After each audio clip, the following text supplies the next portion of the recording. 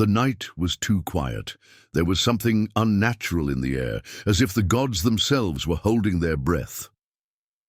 Robb Stark stood beside Grey Wind outside the Twins, his eyes scanning the torches flickering against the cold stone walls. Inside, music played, too loud, too fast, drowning out what little trust remained in his gut. Catelyn had felt it too. Her fingers had tightened on his arm earlier, her eyes searching his face with silent warning. But it was Edmure's wedding, a rare moment of peace in a land that had known only war. They couldn't afford to insult the phrase again. Still, Robb couldn't shake it. He had learned too many lessons too fast. He knew now that honor meant little without power, and power came from loyalty. But loyalty in Westeros was like melting snow. It disappeared when you needed it most. Grey Wind snarled, low, pacing near the stables. The direwolf never liked the phrase. Perhaps that was the only real sign he needed. Robb turned to his squire, a boy barely 14, and whispered something into his ear. The boy nodded and ran off into the darkness, quiet as a shadow. Inside the hall, the betrayal was just moments away. Walder Frey lifted his cup. "My honored guests," he said, lips twitching in that rat-like smile. "A toast to family." Robb hadn't entered yet. He had lingered just outside the doors with his mother, giving the bride and groom their moment. It saved his life. Because when the doors slammed shut and the music changed to the Rains of Castamere, the screaming began almost instantly. Catelyn's head snapped toward the sound, dread tightening her features. "They're killing them!" she gasped. Grey Wind howled in rage, launching himself at the gate just as bolts started flying. Robb grabbed his mother and pulled her into the shadows, his heart pounding so loudly he thought it might give them away. "Run!" he hissed, pushing her toward the nearby servant door. But Catelyn hesitated. "My son! Mother, go!"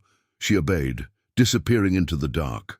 Robb turned, fury boiling inside him as he watched his men being slaughtered. He should charge in. He should fight. But fighting would mean dying, and death now would mean everything they'd fought for would vanish like smoke. No, not yet. He slipped into the stables, where his squire had returned with a cloak, a horse, and a dagger. "Did you do it?" Robb whispered. The boy nodded. "The outer guards are dead. There's a path by the river." Robb didn't hesitate. He mounted the horse, Grey Wind bounding beside him like a ghost of vengeance, and vanished into the woods. Hours passed before he stopped.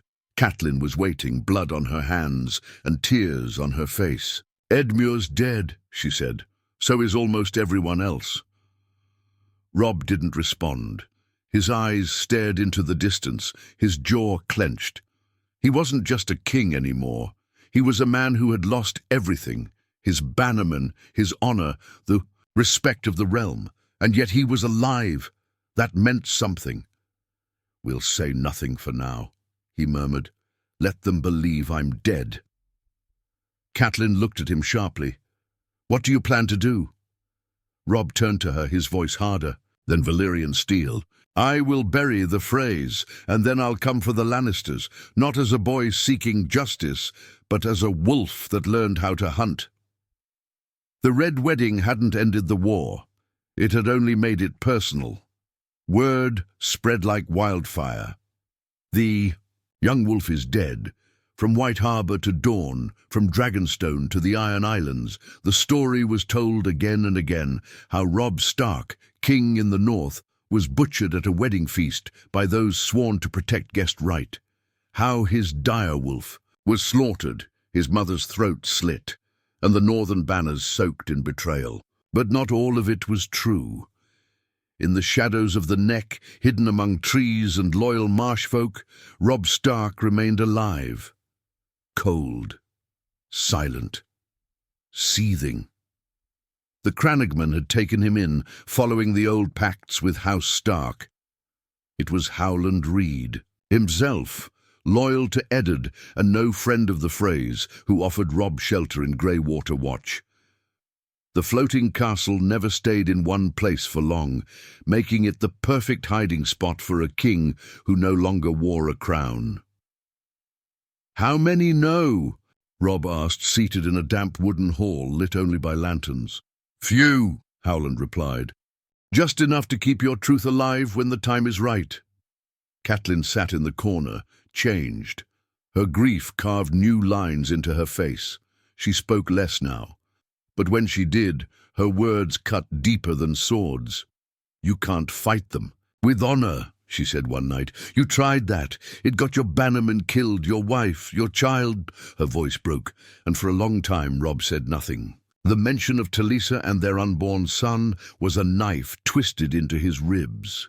"I know," he finally whispered, and something inside him shifted. This time there would be no honor, no mercy, no warning.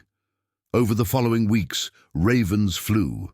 From the neck to dark corners of the north, hidden allies, old blood, broken bannermen who had once ridden behind the direwolf banner but now lived as scattered wolves. Some thought the messages were lies, traps even.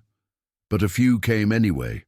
One by one, men swore loyalty again, not to a king but to vengeance. Maege Mormont sent warriors from Bear Island, grim-faced and silent. Galbart Glover returned from exile. Even some wildlings who had crossed into the north after Mance Rayder's push heard whispers of the young wolf who would not die. "They cut down our kin at a feast," Robb told them when they gathered in the mists of the neck. "They fed my bannermen to dogs and called it justice. If we remain shadows forever, then we honor their betrayal." "But you've no army, lad," Maege Mormont growled. "What do you have?"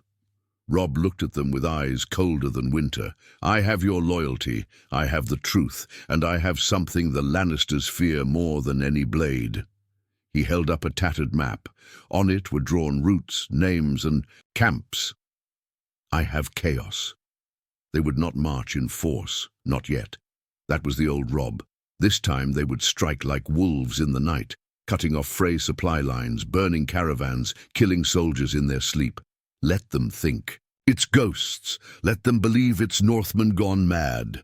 Let them drown in paranoia and fear. And far to the south, in King's Landing, when Tywin Lannister received the news of several outposts burned to the ground, Frey men found strung up by trees and entire patrols missing, he grew uneasy. "It's nothing," he told himself. "Scattered rebels, nothing more." But even Tywin Lannister didn't believe it, because deep down he knew wolves don't die easy. And in the north, Robb Stark stood under the moonlight, Grey Wind's shadow at his side, whispering to the wind, "I am coming back." Winter was creeping closer, but the north was colder than ever, and not just in temperature. The Freys, who held castles in the region, installed by Tywin's careful manipulation, found themselves surrounded by whispers, not armies. Their men disappeared, their food wagons never arrived. Horses went missing, water was poisoned, and bodies, when they turned up, were always marked with the same symbol, a flayed man crossed out by a direwolf's claw. It started at the Dreadfort. The Boltons, having claimed Warden of the North, sat in smug arrogance, trusting in Tywin's favor and Ramsay's cruelty. But neither favor nor cruelty protected them from what came that night. A single horn, long and low, echoed outside the gates. Then silence. The guards laughed, they drank. They waited for a siege that never came. Instead, fire rained from the skies. Silent arrows took out the lookouts on the walls. The main gates were sabotaged from within by a few surviving Karstarks who'd once served Robb and now worked from the shadows. By dawn, 30 men were dead, and the kennels where Ramsay kept his hounds were torn apart from the inside. Blood splattered the snow, and not a single hound remained alive. Robb didn't stay to bask in it. This wasn't a war for pride. This was a war to make the North bleed those who had betrayed it. He disappeared again, leaving only corpses and fear behind. But the stories began. A man riding with a dire wolf at his side. The young wolf walks the woods again. He cannot die. He is vengeance made flesh. Tywin Lannister grew restless, not because of the tales, but because the North had gone quiet. Not silent like peace, but like a storm about to break. Reports from Frey-controlled castles were inconsistent. Men deserted. Supply lines went dark. Winterfell, which had been in shambles since Theon's betrayal, now had smoke rising from it again, though no one admitted taking it. And still, the worst part, Robb Stark's body had never been confirmed. There were bones, yes, but maesters argued. Some said the direwolf's head was too small. Others whispered that the Freys had presented a staged corpse. The Lannisters didn't want to admit it out loud, but the truth burned like wildfire in their minds. They never actually saw the young wolf die. Back in Greywater Watch, Robb stood in front of a small, hidden group of his most trusted. Catelyn, pale and quiet, stayed by his side. Her spirit hadn't recovered, but she'd grown sharper, her grief now feeding into ruthless strategy. No longer the noble lady of Winterfell, she was becoming something else, something colder. "How long can we keep this up?" Galbart Glover asked. "As long as it takes," Robb replied. "We don't need numbers. We need symbols, chaos. Let them fight shadows and fear until they're blind." He looked down at the map, then pointed to Barrowton, a Frey stronghold ripe for a message. "They think I'm a ghost?" he added, voice low. "Then let me haunt them." And that night, just as the snows thickened and the sky turned black, another raid began. Small, swift, surgical. Inside Barrowton, as the Freys feasted in warmth, their watchmen were garroted, and a lantern was lit on the tower. Green, flame flickering in the snow. The gates opened without alarm. The wolves had come inside. When the sun rose, every Frey above the age of 15 was dead.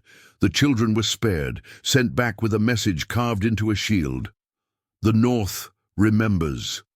They called it superstition at first. Tales of burned Frey keeps, dead Bolton men hanging from trees, and wolves howling in places wolves hadn't roamed in years. Lords laughed at it in council halls. Peasant ghosts and cold winds, they said, but fear does not need proof. It only needs silence where answers should be. In King's Landing, the mood was shifting. Tywin Lannister sat in the Red Keep, brow furrowed, a scroll trembling slightly in his hand. It had come from the twins, another report of missing soldiers, another Frey cousin dead. This time strung upside down over a well, his throat slit. The phrase, "False lords rot first," etched into the stone below. The message was clear. Robb Stark's ghost wasn't haunting them. He was hunting them. Cersei, of course, scoffed. "He's dead, father. The Freys swore it. You saw the wolf's head sewn on his body." "I saw what they showed me," Tywin cut her off, "and the Freys are fools if they think costumes replace corpses." Jaime had remained silent, but even he knew the truth. The Freys had never been respected, merely useful. If Robb Stark was alive and rallying the North under a banner of revenge, then they were all in deeper trouble than they imagined. "He's a boy," Cersei hissed. "Even if he breathes, he's broken. No army, no allies."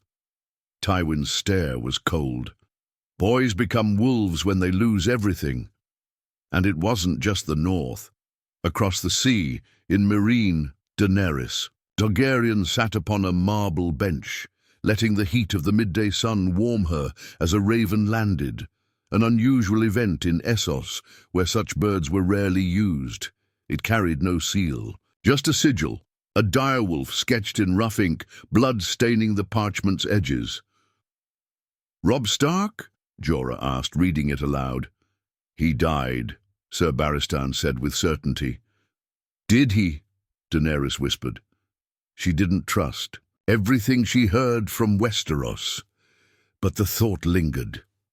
A northern king who had fought for his people, betrayed by allies, and now possibly returning as vengeance. There was something poetic in it, something familiar. Daenerys rose. and looked out across the sea. "If the wolf still lives," she said, "then perhaps Westeros isn't as lost as I thought." Back in the north, Robb stood beneath the heart tree, in an old forgotten godswood, snow falling lightly over his shoulder. Grey wind circled behind him, alert, tense. Before Robb knelt a man in chains, Sir Hostine Frey, captured during a skirmish at the White Knife. "We're not savages," Galbart Glover said. "We can ransom him." Robb didn't answer right away. His eyes were locked with the Freys. The man had laughed when he was caught, spat at Robb's boots, called Catelyn a traitor, bragged about how they fed Stark loyalists to pigs. Robbie stepped forward, his voice colder than the steel in his hand. "You took bread and salt from my family, and you killed them under a banner of peace." "No proof," the man sneered. "No one saw it." "I did," Robb said simply, "and that's enough." The execution was quick. No ceremony, no speeches, just one clean stroke. And when it was done, Robb turned to the gathered. Men, most of them seasoned warriors who'd lost sons and fathers in the Red Wedding. No more Freys, no more Boltons, no more southern puppets ruling our land. The North remembers, the North fights back. A roar went up, quiet but fierce. These weren't armies, they were wolves. And now they were starting to believe that, maybe, just maybe, the young wolf wasn't just backed her, he was winning. The truth always finds a way through cracks, no matter how tightly sealed. In the Vale, deep in the Erie's icy heights, Sansa Stark walked slowly along the stone balconies, the wind tugging at her red hair. She wasn't Sansa anymore, not here. Littlefinger called her Elaine, his niece. A false name, a false smile, a false life. But that morning, a whisper reached her ears. A stable boy from Gulltown, fresh with gossip and eager to impress, had spoken to a maid near the kitchens. "North's cursed again," he'd said. "Fries dropping like flies. Some say it's the young wolf come back from the grave." Sansa froze. She had heard that title more times than she could count. King in the North, the young wolf, her brother dead. Murdered in a massacre so brutal she still woke up crying. She hadn't dared hope, not in years. She cornered the maid by sundown. "What did the boy say, exactly?" The girl stammered. "Only rumors, my lady, but some say a direwolf was seen near the ruins of Winterfell. A great grey beast and Northmen. They're rising, secretly striking Frey posts. A man leads them. Some call him the Wolf King." Sansa's knees buckled slightly. Could it be true? She didn't tell Littlefinger. Not yet.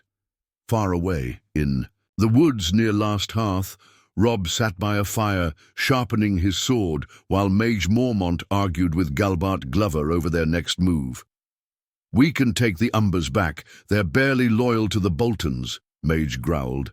"And we need their numbers," Galbart added. "But they'll want more than promises. They'll want leadership." Robb didn't look up. "They'll want blood. We can offer that."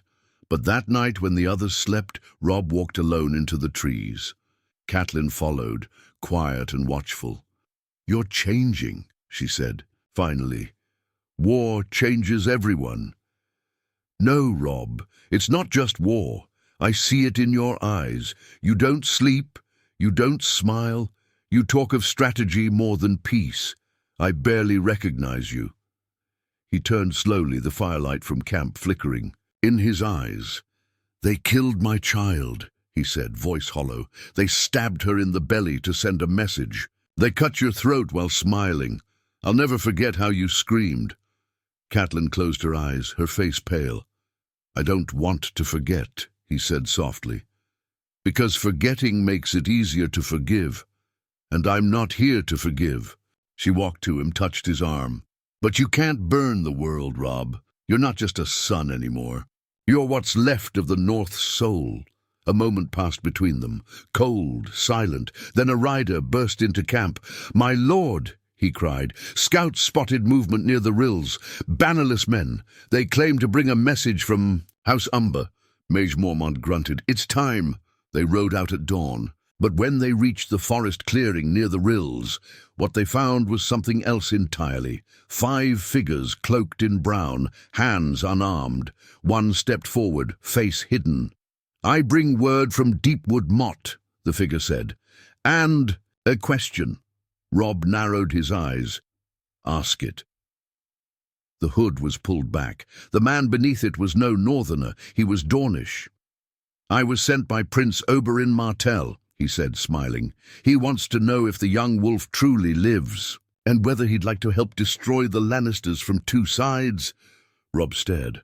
The game had just changed. The Dornishman's message wasn't just a proposition, it was a declaration. The Martells had not forgotten Ilya, and if the rumors were true, if Tywin Lannister had orchestrated the Red Wedding, then Dorne was willing to bleed just to watch Casterly Rock burn. Robb sat across from the messenger, firelight dancing across his scarred face. Around him, his most trusted looked on with caution. "You risked much bringing this," Robb said. "I risk more by going back empty-handed." Mage Mormont snorted. "We don't trust snake men with slick tongues and no honor." The Dornishman smiled coolly. "Perhaps, but your wolf banners have bled Freys from their towers to their graveyards. You're fighting alone. You need more than shadows and stories. You need a war." Robb said nothing for a long while. Then, "What does Prince Oberyn offer?" "Ships, gold, spears, poison on every blade if you want it.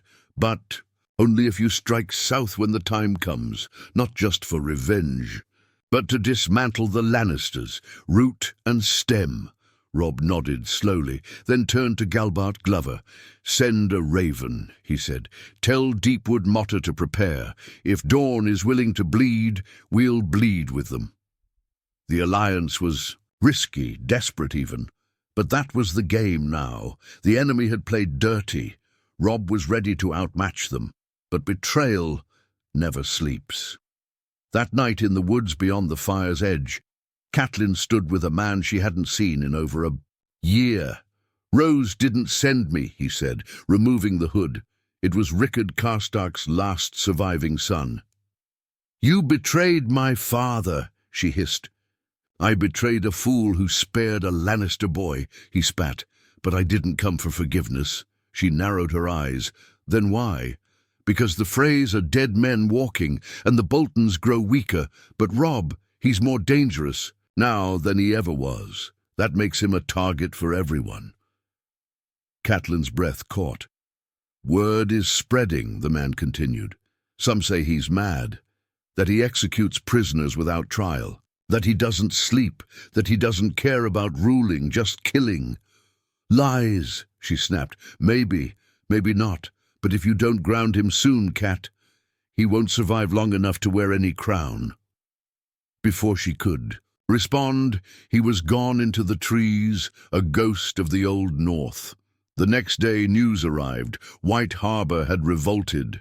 Wyman Manderley, long silent and cautious, had declared loyalty to the true king in the north, the one who still breathed. His men had executed Frey merchants, seized docks, and raised the Stark banner above the sea walls. One by one, the north was waking up, but not all were cheering. In the Eyrie, Sansa Stark received her final message hidden inside a wine cask. It was only 2 words, scrawled in crude handwriting on a sliver of cloth. "He lives." She didn't cry. She didn't smile. She just stared at the words until her hands trembled. That night she packed what little she could carry and crept into the corridors. She knew Petyr Baelish would stop her if he knew. But Sansa had changed too. She was no longer a pawn, and she had a brother waiting, one who needed her. The roads were cold, and the Ares mountain passes colder, but Sansa Stark didn't look back. Disguised in a servant's cloak, cheeks smeared with soot and lips chapped by wind, she rode with a trader's caravan through the Vale. She didn't speak unless spoken to, didn't sleep unless the wheels stopped. All she could think about were those words, "He lives." At every village stop she asked around, quietly, carefully, for rumors. Most had heard the same tale. northern shadows rising, Frey corpses turning up in ditches, bannermen disappearing. In the woods, but none knew for sure. Until she reached White Harbour, the city had changed. Guards in stark grey walked the docks, wolf banners flew freely again, and the name Robb Stark was spoken not in mourning, but in fire. She barely had time to find lodging when the guards found her. "The Lady Stark is here," one whispered to the other. "The king must know." They took her gently, almost reverently, and led her north under guard. No shackles, no threats, only honor, only silence, because the North remembered. 2 weeks later, in the snows near Deepwood Motte, Robb stood outside a hall lit with pine torches, staring at the woman descending from the carriage. He knew her instantly, even beneath the veil, even after all the years. She had her mother's fire in her eyes now, and none of the softness from Winterfell. "Sansa," he said, voice cracking. She took a step forward. "They told me you were dead." "I was," he said, "but death didn't want me. They didn't embrace right away. They just looked at each other long and deep, realizing how far they'd both fallen and how far they still had to go." That night, around a fire crackling in the great hall, they spoke of everything. Of Littlefinger, of the Vale, of Arya, of Jon, of the pieces scattered across a broken kingdom. "You're not the same," Sansa said softly. "No," Robb agreed. "I don't think I'll ever be." Then he told her what he was planning.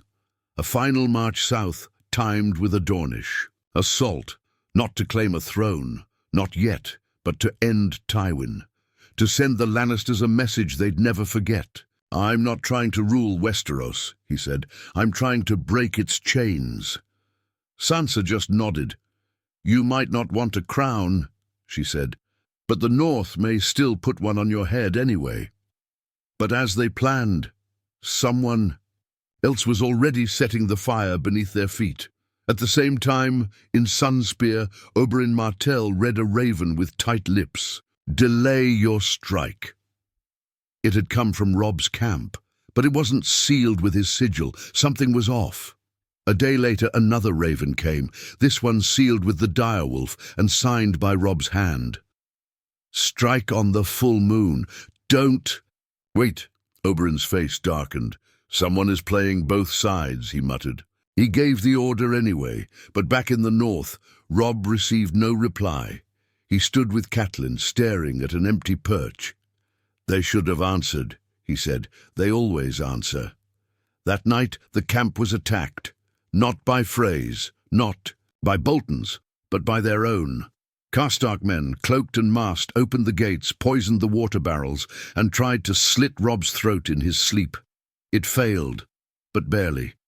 He woke to chaos, fire, screams, and the blood of men he had once broken bread with. When it ended, 20 of his men were dead, and so was Galbart Glover. One traitor lived long enough to whisper through bloody teeth, "You're not our king. You're just a ghost in a crown." Robb didn't kill him. Sansa did. She didn't even flinch. "I won't lose you again," she whispered afterward. The war didn't end with one great battle. It ended with a series of sharp, merciless cuts. Robb Stark no longer played by the rules of noble houses. He didn't announce his movements. He didn't give terms. He burned Bolton garrisons to the ground, poisoned Frey wells, and cut down Lannister gold trains, moving through the riverlands like wolves, picking clean the bones of winter corpses. He fought like a ghost, because to the realm he was one. And then the ravens came. From the south, Oberyn Martell was dead. The strike had gone off too early. A betrayal in Dorne had tipped the Lannisters off, and now the mountain walked again, smeared in Dornish blood. Robb smashed his fist into the war table. "They used us," he said. "Someone fed the Lannisters. Our plans—" Catelyn stood beside him, her face gaunt but steady. "We have no time for grief. We move now, before they rebuild." Sansa said nothing. She had grown colder than even Robb expected. She read reports from scouts like a general, spoke to northern lords like a queen. Every word she said carried weight, and it was she who made the final call. "We march to River Run," she said. "We take the Riverlands. Then we pull Tywin Lannister's legacy down, stone by stone." Robb looked at her, surprised. She met his gaze. "You're the sword. Let me be the voice." So they moved. Frey castles burned. The twins fell after a 2-day siege, not because of brute force, but because dozens of northern spies within the kitchens rose at once, poisoning the guards, opening gates, slaughtering the sons of Walder Frey while they slept beside their concubines. Robb never set foot in the halls. He burned them from the outside, watched the towers fall, left the bodies to rot. And over the gates, the Stark banner flew again. Not a symbol of peace, a warning. By the time they reached River Run, most of the River Lords had already revolted. The Blackfish, alive and furious, embraced Robb like the son he never had. "I watched the Freys take this from us," he said. "Now I'll watch you take it back." They did, and word spread like wildfire. The North has taken back the Riverlands. The Freys are gone. The Lannisters are bleeding. And in King's Landing, Tywin Lannister finally broke. He summoned Jaime. "Kill him," he whispered. "Kill him before the boy becomes a god." But Jaime didn't move. He just stared at the fire. "They already made him one," he muttered, because the truth was simple. Robb Stark had become more than a man. He was a myth now, a northern legend soaked in vengeance. And no throne in the south would ever silence that. But Robb never reached King's Landing. He didn't need to. Instead, he wrote a single letter and had it nailed to the gates of the Red Keep. "The North will never kneel. We will never forget. And if you ever come above the neck again, we will bury you beneath it."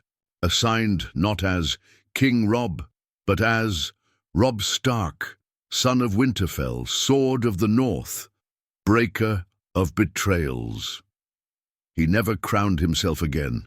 He didn't need to. Back in Winterfell, rebuilt by northern hands and guarded by those who remembered every name lost at the Red Wedding, he stood atop the battlements with Sansa. The snow fell gently. Children laughed in the courtyard below. Grey wind, older now, lay near the fire inside. "Are we finally home?" Sansa asked. Robb nodded. "Not just home." He looked across the white fields, the frost-bitten woods, the sky that stretched forever. "We're free." And with that, the young wolf, who had once died beneath a guest-right banner, finally found peace, not in a crown, but in the howl of a wind that would carry his name forever.